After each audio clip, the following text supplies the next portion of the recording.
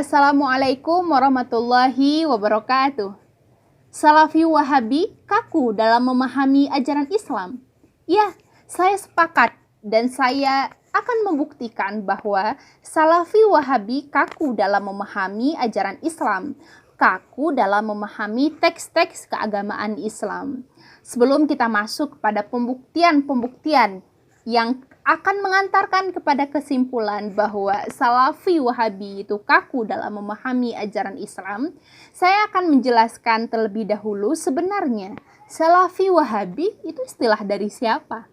Pertama, pengikut Wahabi itu sebenarnya tidak suka dijuluki Wahabi karena sejarah kelam yang menimpa mereka. Mereka berkilah bahwa sebutan Wahabi itu untuk gerakan yang didirikan oleh Abdul Wahab ibn Rustum di Afrika. Mereka lebih senang disebut dengan Al-Muwahhidun atau Ahlu Tauhid atau Salafi.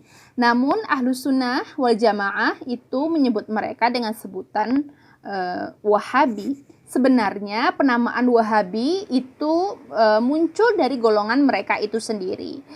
Karena di dalam kitab karya Muhammad bin Abdul Wahab yang disebarluaskan oleh Abdullah bin Bas, di situ disebutkan bahwa ketika aku bertemu dengan orang-orang Wahabi di Mekah. Begitu.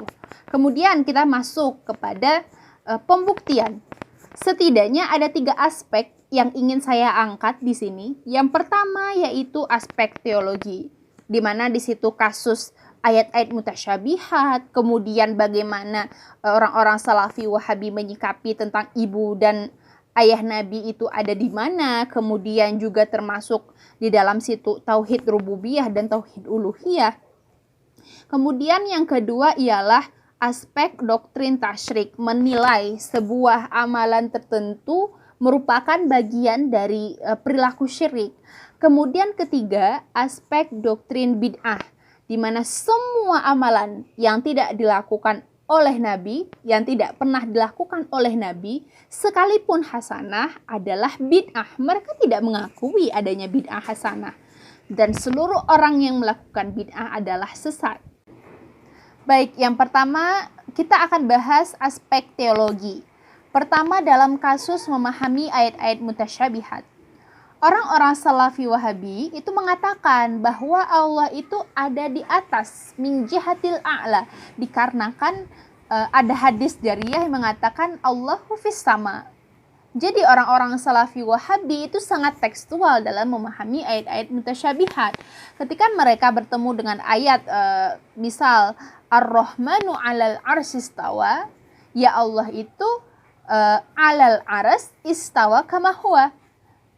Atau ketika ada hadis yang mengatakan yanzilu rabbuna tabaraka wa ta'ala, mereka memahami yanzil min jihatil a'la ila jihati as-sufla. Ini yang menjadi perbedaan yang sangat mendalam ya antara Ahlu Sunnah wal Jamaah dan Salafi Wahabi. Kita tahu ada istilah takwil, ada tafwid, ada itsbat. Kalau takwil, contoh yadullahi fawqa aydihim, maka takwil dari yad di sini ialah al-qudrah. Kita sangat bisa membedakannya. Tetapi ada itsbat, ada tafwid. Tafwid itu dipakai oleh Ahlus Sunnah wal Jamaah, itsbat itu dipakai oleh Salafi Wahabi. Dan itu sebenarnya sangat-sangat beda ya, mirip tapi beda. Contoh seperti ini pada tataran konsep ya. Kalau tafwid yang dipakai oleh Ahlus Sunnah wal Jamaah, kita imani ayatnya, kita tolak makna tekstual ayat itu dikarenakan bertentangan dengan zat kemahasucian Allah. Lalu bagaimana makna hakikatnya? Kita serahkan kepada Allah.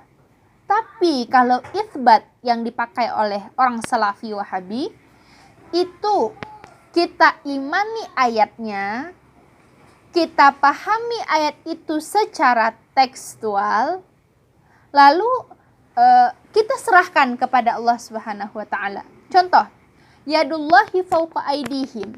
Pemahaman Ahlus Sunnah dengan metode tafwid, yaitu kita imani ayat yadullahi fawqa aydihim ini, kita tolak makna tekstual dari yad dikarenakan menyalahi ayat atau kemahasucian Tuhan yang mengatakan laisa kamitslihi syai', karena menyalahi ayat itu, maka lalu gimana makna hakikatnya? Kita serahkan kepada Allah. Tapi kalau itsbatnya orang Salafi Wahabi, kita imani ayat itu, kita tetapkan bahwa ayat itu maknanya sesuai dengan tekstualnya, yaitu yad. Lalu bagaimana makna terperincinya? Kita serahkan kepada Allah. Yang penting yadnya Allah sama yadnya manusia itu berbeda. Nah, itu adalah dua hal yang sangat berbeda ya, antara tafwid dan itsbat. Kalau tafwid, kita benar-benar mensucikan Allah dari segala sifat makhluk. Allah itu mustahil punya yad. Tapi kalau orang-orang Salafi Wahabi dengan metode itsbatnya, mereka masih, walaupun mereka mengatakan kita serahkan makna rinciannya kepada Allah, tapi mereka mengatakan bahwa yang penting kita beriman dengan makna tekstual ayat itu. Yad ya yad, tapi yadnya itu berbeda dengan yad makhluk. Pemikiran itu agak kurang bagus gitu ya. Itu yang menjadi titik dasar antara perbedaan antara Ahlus Sunnah wal Jamaah dan Salafi Wahabi. Di situ letak tekstual Wahabi, dan mereka tidak mau menerima takwil dan memalingkan makna yad misal kepada kudroh. Masih dalam aspek teologi tentang permasalahan di mana ayah dan ibu Nabi. Jadi orang-orang Salafi Wahabi itu memakai dalil sebuah hadis riwayat Anas. Ada seorang yang bertanya kepada Nabi tentang di mana ayahnya berada. Ayahnya sudah meninggal. Kemudian dia bertanya apakah ayahnya di neraka atau di surga begitu. Nabi menjawab finnar. Kemudian ketika orang yang bertanya itu sudah mau pergi, Nabi bilang, inna abi wa abaka finnar. Oleh orang-orang Salafi Wahabi, hadis ini dipahami secara tekstual, sangat tekstual, di mana mereka memahami ab di sini itu maknanya ialah ayah Nabi. Padahal di dalam ilmu bahasa Arab, pemaknaan ab itu tidak terbatas dengan makna ayah saja, tetapi bisa maknanya paman. Lalu mereka mengatakan, kita dalam memahami hadis ini harus pakai dalil, nggak boleh pakai perasaan. Bahkan Syekh Al-Albani itu mengatakan, siapa yang tidak mengimani hadis ini berarti dia sudah membuka pintu kefasikan. Kalau kalian memang ittiba kepada Nabi, ya kalian harus tega. Kalian harus beriman dengan hadis ini, dan kalian harus tega mengatakan kalau ayah dan ibu Nabi itu ada di neraka. Kita bisa lihat ya betapa tekstualnya orang-orang Salafi Wahabi. Padahal kita tahu tadi bahwasanya ab dalam bahasa Arab itu bisa dengan makna paman, begitu. Yang kedua ialah aspek doktrin tasyrik, menilai sebuah ibadah tertentu bagian dari syirik. Contoh, bertawasul, kemudian istighosah di depan makam Nabi atau kepada orang-orang sholihin. Kemudian pelaku riya dan sum'ah itu nanti bisa menjadi syirik kecil. Ini sangat penting ya untuk diperhatikan dalam permasalahan pelaku riya dan sum'ah. Oleh orang-orang Ahlus Sunnah wal Jamaah, pelaku riya dan sum'ah itu masuknya ke bab fikih. Oleh orang-orang Salafi Wahabi masuknya kepada bab akidah. Sehingga orang yang melakukan sesuatu untuk riya atau sum'ah nanti akan mengantarkan dia kepada pelaku syirik kecil, dan itu sangat berbahaya.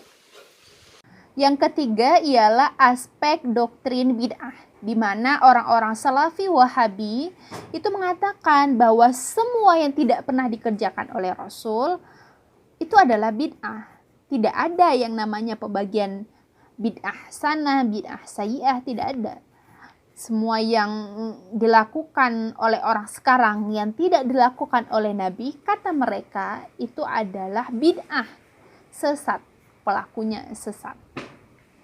Di antara doktrin bid'ah ini ada tentang maulid Nabi, kemudian tentang taklid ya.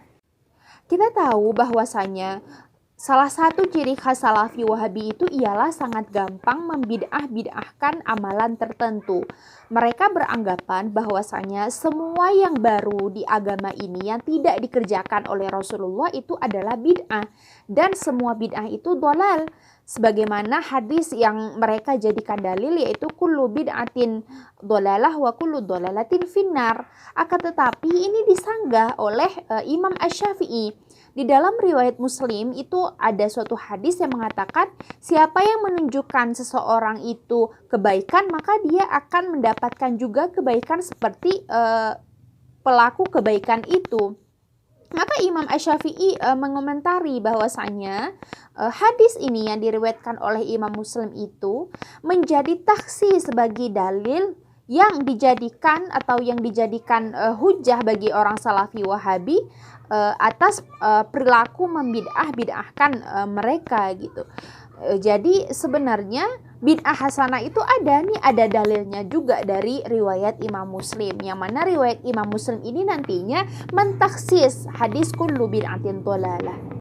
Kemudian di antara bukti orang-orang Salafi Wahabi itu memang kaku dalam memahami ajaran Islam, yaitu pertama, mereka mengatakan bahwa Maulid Nabi itu adalah menyerupai amalan orang-orang Yahudi dan Nasrani. Kemudian mereka juga mengatakan, emangnya Nabi pernah mengadakan maulid? Gak pernah tuh, kok kalian malah mengadakan maulid Nabi? Begitu klaim mereka.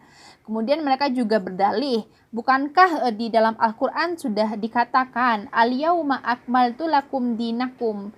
Jadi kenapa kalian tambah-tambah maulid? Kenapa kalian tambah-tambah amalan yang dulunya nggak pernah dikerjakan oleh Rasul? Klaim mereka seperti itu. Atau mereka juga berdalih ketika Nabi mengerjakan haji wada, Nabi bilang halla ballagtu.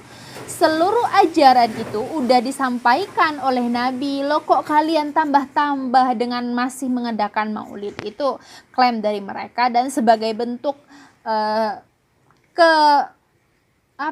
sebagai bentuk kekakuan mereka juga dalam memahami teks-teks keagamaan ajaran Islam. Sedangkan kan maulid itu kita peringati sebagai bentuk kecintaan kita kepada Nabi.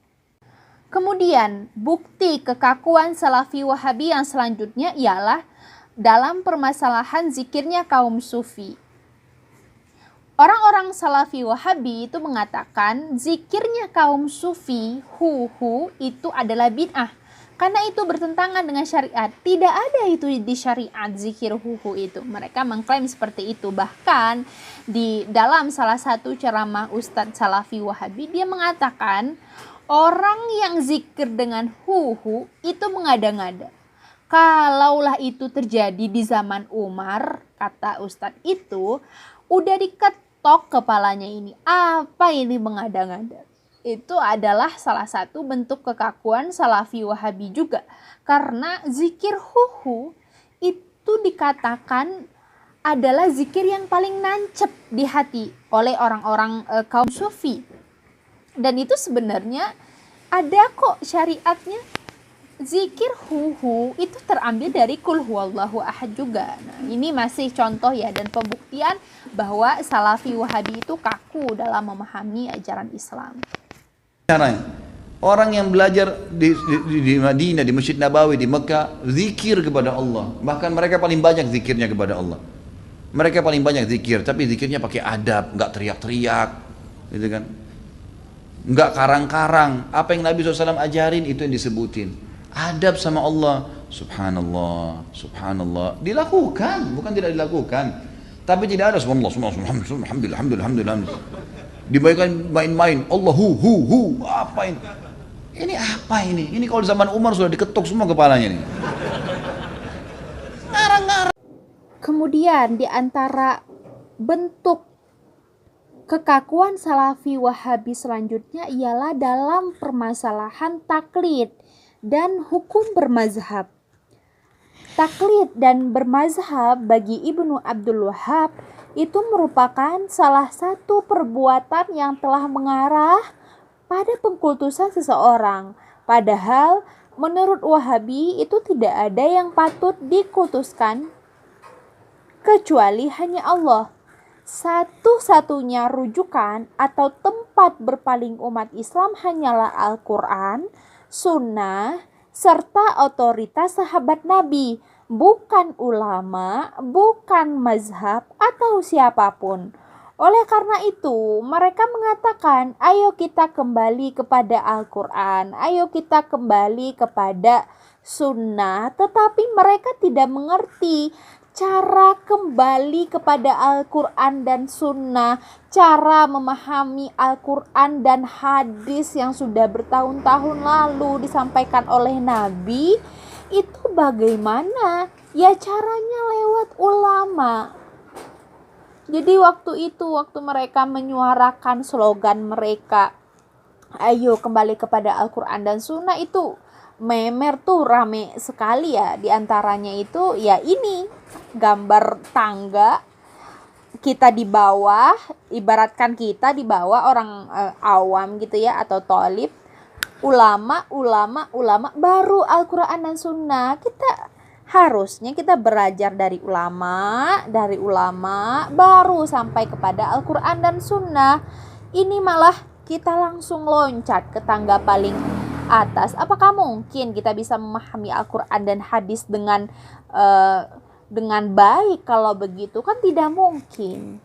Kemudian ada lagi suatu kasus yang sempat terjadi pada tahun 2019, kemudian viral lagi pada tahun 2021, di mana seorang ustadz dari kaum Salafi Wahabi itu mengklaim bahwa ketika kita mengatakan Ibu Pertiwi berarti kita sudah musyrik. Mari kita lihat cuplikan videonya. Bahasa yang sering diungkapkan oleh beberapa manusia, beberapa insan, yang sebenarnya tidak boleh, yaitu Dewi Pertiwi atau Bumi Pertiwi. Pertiwi itu dewi penguasa bumi. Kalau kita ngomong Bumi Pertiwi, berarti kita meyakini ada Tuhan selain Allah SWT. Karena kita tahu orang-orang selain Islam, mereka memiliki beberapa Tuhan. Bahkan mereka ada Dewi Padi. Siapa namanya? Sri. Ibu-ibu ada yang namanya Sri. Diganti tuh. Sri itu Dewi Padi. Ketika kita ngomong Sri Rahayu, kita sudah menetapkan. Nah teman-teman, setelah melihat cuplikan video tadi, apakah kita sudah bisa mengatakan bahwasanya Salafi Wahabi itu memang benar kaku dalam memahami ajaran Islam? Silahkan dijawab sendiri ya. Baik, itu tadi dia 3 aspek yang bisa saya kemukakan sebagai pembuktian bahwasanya Salafi Wahabi itu memang kaku dalam memahami ajaran Islam. Pertama dari aspek teologi, kemudian dari aspek doktrin tasyrik, dan yang terakhir dari aspek doktrin bid'ah. Dan dari kesemua kasusnya kita bisa menyimpulkan bahwa Salafi Wahabi itu memang kaku dalam memahami ajaran Islam. Wabillahi taufiq wal hidayah. Saya mohon maaf kalau ada salah kata. Assalamualaikum warahmatullahi wabarakatuh.